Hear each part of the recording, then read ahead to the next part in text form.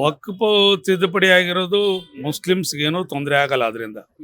ಯಾಕೆ ಅಂತ ಅಂದರೆ ವಕ್ಫ್ ತೀರ್ಮಾನ ತಗೊಂಡ್ರೆ ಅಥವಾ ಅವರೊಂದು ಆದೇಶ ಹೊಡಿಸಿದ್ರೆ ಅಥವಾ ಇಂಥ ಪ್ರಾಪರ್ಟಿ ನಮ್ಮದು ಅಂತ ಒಂದು ಆದೇಶ ಮಾಡಿದ್ರೆ ಅದನ್ನು ಯಾವ ಕೋರ್ಟ್ನಲ್ಲೂ ಪ್ರಶ್ನೆ ಮಾಡೋಗಿರಲಿಲ್ಲ. ಈಗ ಪ್ರಶ್ನೆ ಮಾಡ್ಬೋದು. ಜೊತೆಗೆ ಈಗ 22 ಜನರ ಒಂದು ಸಮಿತಿ ಮಾಡಿದ್ದಾರೆ. ಅದರಲ್ಲಿ ಸಮಾಜದಲ್ಲಿ ವಿವಿಧ ವರ್ಗದ ಬುದ್ಧಿವಂತರು ಇರ್ಬೋದು ಅಥವಾ ನ್ಯಾಯವಾದಿಗಳು ಇರ್ಬೋದು ಅಥವಾ ಮುಸ್ಲಿಂ ಮುಖಂಡರು ಇರ್ಬೋದು, ಎಲ್ಲ ಒಟ್ಟಾರೆ 22 ಜನ ಸಮಿತಿ ಮಾಡಿದ್ದಾರೆ. ಇನ್ನು ಮುಂದೆ ಯಾವುದೇ ತೀರ್ಮಾನ ತಗೋಬೇಕಾದ್ರೂ ಆ ಸಮಿತಿ ಮುಂದೆ ಇರಿಸಿ ಬಹುಮತದ ತೀರ್ಮಾನವನ್ನು ತಗೋಬೇಕಾಗುತ್ತೆ. ಅದರಿಂದ ಮುಸ್ಲಿಮ್ಸ್ಗೆ ಯಾವ ರೀತಿ ತೊಂದರೆ ಆಗೋದಿಲ್ಲ.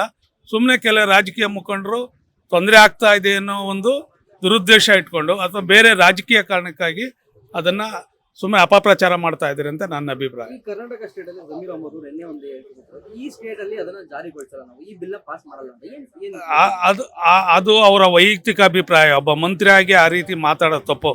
ಅದೇ ರೀತಿ ಪಶ್ಚಿಮ ಬಂಗಾಳದ ಮುಖ್ಯಮಂತ್ರಿ ಕೂಡ ಮಾತಾಡಿದ್ದಾರೆ, ಅದು ತಪ್ಪು. ರಾಷ್ಟ್ರೀಯ ಸಂವಿಧಾನದ ಅಡಿಯಲ್ಲಿ ಕೆಲಸ ಮಾಡಿರೋಂಥ ರಾಜ್ಯ ಸರ್ಕಾರಗಳು, ಕೇಂದ್ರ ಸರ್ಕಾರದ ಅಧೀನದಲ್ಲಿ ಮಾಡ್ತಾ ಇರೋಂಥ ರಾಜ್ಯ ಸರ್ಕಾರಗಳು ಯಾವುದೇ ಕಾರಣಕ್ಕೂ ನಾವು ಕೇಂದ್ರ ಸರ್ಕಾರನ ವಿರೋಧ ಮಾಡಿ ನಾವು ಸರ್ಕಾರ ಮಾಡ್ತೀವಿ, ರಚನೆ ಮಾಡ್ತೀವಿ ಅಂತ ಹೇಳೋದು ತಪ್ಪದು. ಅವರು ಅದು ಲೋಕಸಭೆಯಲ್ಲಿ ಈಗಾಗಲೇ ಬಿಲ್ ಪಾಸ್ ಆಗಿದೆ, ರಾಜ್ಯಸಭೆಯಲ್ಲಿ ಬಿಲ್ ಪಾಸ್ ಆಗಿದೆ, ರಾಷ್ಟ್ರಪತಿ ಅಂಗೀಕಾರ ಆಗಿ ಆದೇಶ ಹೊರಡಿದೆ. ಅದನ್ನು ಎಲ್ಲರೂ ಈ ರಾಜ್ಯದ ಎಲ್ಲ ಜನರು, ಎಲ್ಲ ವರ್ಗದ ಜನರು ಅದನ್ನು ಸ್ವಾಗತ ಮಾಡಬೇಕು ಅನ್ನೋದು ಕೂಡ ನನ್ನ ಅಭಿಪ್ರಾಯ. ಯಾವ ವಿಚಾರದಲ್ಲಿ? ವಕ್ಫ್ ತಿದ್ದುಪಡಿ ಆಗಿರೋದು ಮುಸ್ಲಿಮ್ಸ ಅವರ ಚಕ್ರಾಧಿಪತ್ಯ ಏನಿತ್ತು, ಅವರ ಒಂದು ಅವರ ಆಸ್ತಿಗಳು, ಯಾವುದೇ ಆಸ್ತಿ ಇಲ್ಲಿ ವಕ್ಫ್ ಆಸ್ತಿ, ಅದನ್ನು ನಾವು ಪ್ರಶ್ನೆ ಮಾಡೋಂಗಿಲ್ಲ. ಬೇರೆ ಜನಾಂಗದವರು ಅಲ್ಲಿ ಪ್ರಶ್ನೆ ಮಾಡಿದ್ರೆ ಪ್ರಶ್ನೆ ಮಾಡುವಂಥ ಅವಕಾಶ ಕೂಡ ಇರಲ್ಲ. ವಕ್ಫ್ ತಿದ್ದುಪಡಿ 2013ರಲ್ಲಿ ಕಾಂಗ್ರೆಸ್ ಸರ್ಕಾರ ಅಂತ ಒಂದು ತಿದ್ದುಪಡಿ ಮಾಡಿ ಮೋಸ್ಟ್ಲಿ ಅದು ಒಂದು ಪ್ರಮಾದನೇ ಸಿಕ್ತು ಅಂತ ಕಾಣಿಸುತ್ತೆ. ಈಗ ಮೋದಿ ಸರ್ಕಾರ ಅದಕ್ಕೆ ಒಂದು ಮೂಗ್ದಾರ ಹಾಕಿ ವಕ್ಫನ ತಿದ್ದುಪಡಿ ಮಾಡಿ ವಕ್ಫ್ ಹೆಸರನ್ನ ತೆಗೆದುಹಾಕಿ ಅದಕ್ಕೆ ಬೇರೆ ಹೆಸರನ್ನ ಇಟ್ಟು ಅದು ಯಾವುದೇ ರೀತಿಯಲ್ಲಿ ಮುಸ್ಲಿಮ್ಗೆ ತೊಂದರೆ ಆಗದಂಗೆ ಕೂಡ ರಕ್ಷಣೆ ಮಾಡೋ ವಿಚಾರದಲ್ಲಿ ಒಂದು ಒಳ್ಳೆಯ ಸೂಕ್ತ ಕ್ರಮ ಕೈಗೊಂಡಿದೆ ಅಂತ ನನ್ನ ಅಭಿಪ್ರಾಯ.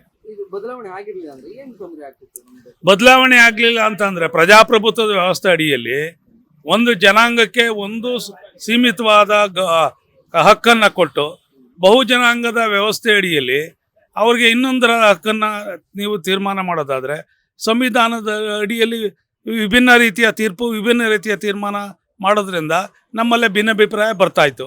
ಹಾಗಾಗಿ ಯಾವುದೇ ರೀತಿಯ ಭಿನ್ನಾಭಿಪ್ರಾಯ ಇಲ್ದಂಗೆ, ಯಾವುದೇ ವರ್ಗಕ್ಕೂ ತೊಂದರೆ ಆಗದಂಗೆ, ಅವರ ಆಸ್ತಿಗೆ ಆಗಲಿ ಅವರ ವ್ಯವಸ್ಥೆ ಆಗಲಿ ಯಾವುದೇ ರೀತಿಯ ತೊಂದರೆ ಆಗದಂಗೆ ಈ ವಕ್ಫ್ ತಿದ್ದುಪಡಿಯನ್ನು ಮಾಡಿರೋದು ತುಂಬ ಸ್ವಾಗತಾರ್ಹ ವಿಚಾರ. ಖಂಡಿತ ಇದು ಸ್ವಾಗತಾರ್ಹ ವಿಚಾರ. ಈ ದೇಶದ ಪ್ರಜೆಯಾಗಿ ನಾನು ಕೂಡ ಅದನ್ನು ತುಂಬ ಹಾರ್ದಿಕವಾಗಿ ಸ್ವಾಗತವನ್ನು ಮಾಡ್ತೀನಿ. Speed plus Karnataka.